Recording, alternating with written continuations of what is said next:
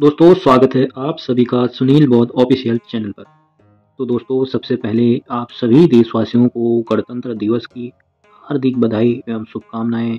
आप हमेशा यूं ही मुस्कुराते रहें, हंसते रहें और हमेशा तरक्की करें और आगे बढ़ते रहें। तो दोस्तों आज मैं इस 26 जनवरी यानी कि गणतंत्र दिवस के अवसर पर बाबा साहब भीमराव अंबेडकर जी ने जो सबसे बड़ा योगदान दिया है उसके बारे में चर्चा करूँगा। बाबा साहब के जीवन के बारे में बताऊंगा। आखिर उन्होंने आपको हमको यहाँ तक पहुँचाने के लिए क्या क्या सहना पड़ा उनको, किस स्थिति में वो यहाँ तक आए और आप लोगों के लिए और हम लोगों के लिए उन्होंने क्या किया, इसके बारे में चर्चा करेंगे। बने रहें वीडियो पर, चैनल को सब्सक्राइब करें और लोगों तक शेयर जरूर करें।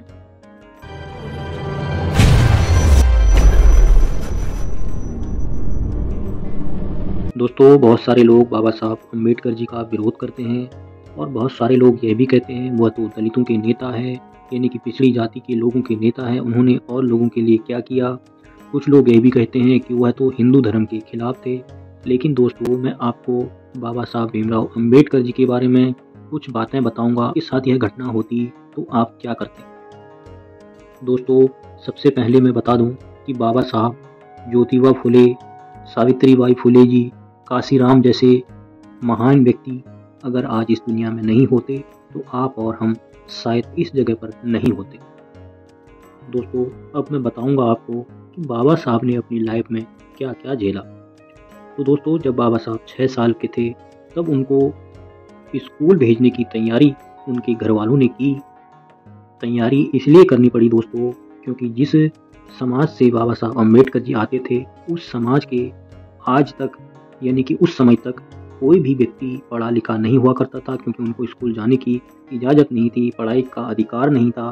पहली बार उन्होंने अपने बच्चे को स्कूल भेजने की हिम्मत की और तैयारियां की। उनको जब स्कूल नहीं आने दिया, काफ़ी लड़ाइयाँ झगड़ा करने के बाद उनको अनुमति मिली कि वो आ तो सकते हैं लेकिन अंदर नहीं बैठ सकते। जहाँ पर बाहर और बच्चे जूते चप्पलों को खोलते थे, रखते थे, उसके पीछे उनको बैठना पड़ता था।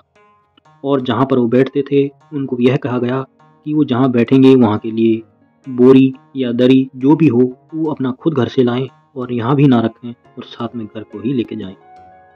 दोस्तों यह बात उनकी इसलिए माननी पड़ी क्योंकि उस समय उनके पिताजी एक सूबेदार के पद पर कार्यरत थे। जब यह बात स्वीकार हो गई कि बाबा साहब अम्बेडकर चप्पलों के जहाँ खोलते हैं उसके साइड में जाकर बैठकर पढ़ सकते हैं, तब बाबा साहब की माताजी को बहुत दुख हुआ। उन्होंने बहुत सोचा और समझा। फिर उसके बाद अपने बेटे को बुलाया, यानी डॉक्टर बाबा साहब को बुलाया।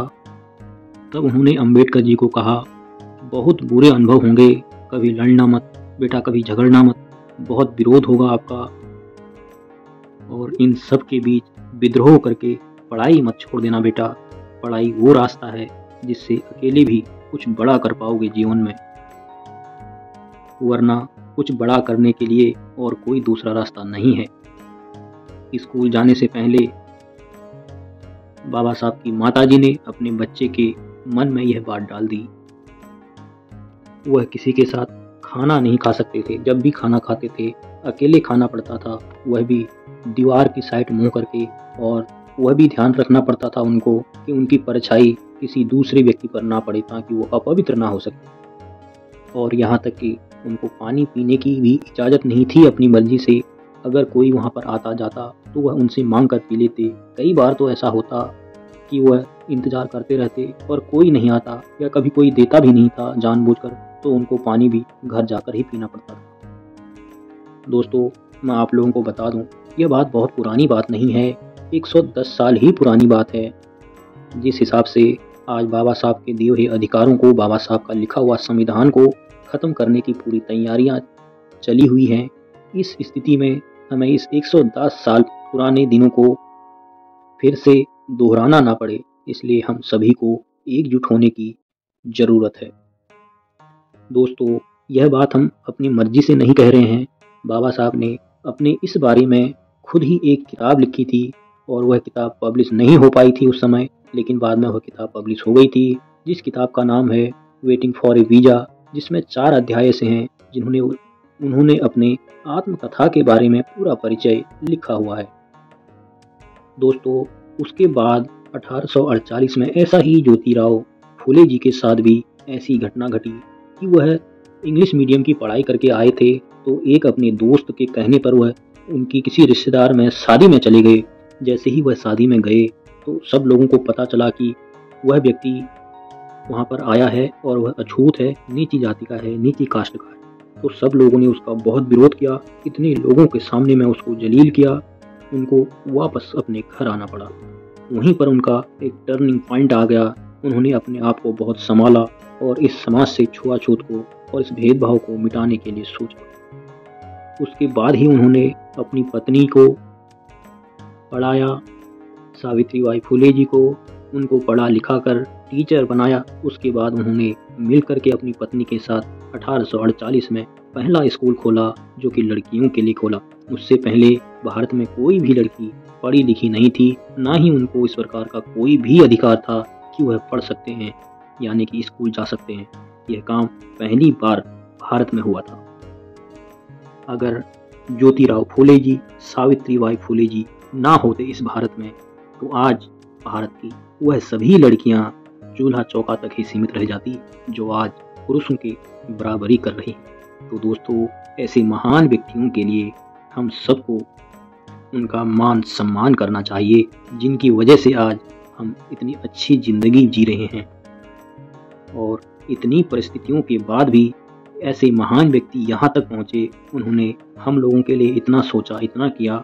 तो आज इतनी सुविधाओं के बाद हम क्यों कुछ अपने समाज के लिए, अपने शहर के लिए और अपने देश के लिए क्यों कुछ नहीं कर रहे हैं।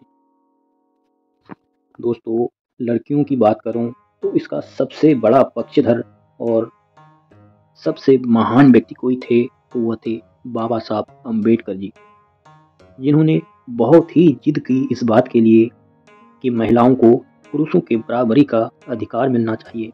इस बात के लिए उन्होंने यूनिफॉर्म सिविल कोड का आना भी जरूरी था, पर सरकार उस समय नहीं मानी। उस समय नेहरू जी की सरकार थी पर इलेक्शन नहीं हुए थे। नेहरू जी ने यह कहकर बाबा साहब अम्बेडकर जी की यूनिफॉर्म सिविल कोड को नकार दिया कि जैसे ही सरकार का पहला चुनाव होगा तो हम इस बारे में चर्चा करेंगे और सोचेंगे। और यह बात बाबा साहब अम्बेडकर जी को पसंद नहीं आई। तब वह 1946 से 1951 के बीच कानून मंत्री थे। तो उन्होंने नेहरू जी की इसी बात से नाराज होकर अपने कानून मंत्री के पद से इस्तीफा दे दिया। दोस्तों बाबा साहब ने फिर भी हार नहीं मानी। उन्होंने अपनी मृत्यु से 1-1.5-2 साल पहले यानी कि 1956 में एक हिंदू कोड बिल बनाया, उसको पास करवाया। वो भी एक यूनिफॉर्म कोड बिल की ही एक बहुत बड़ा हिस्सा था।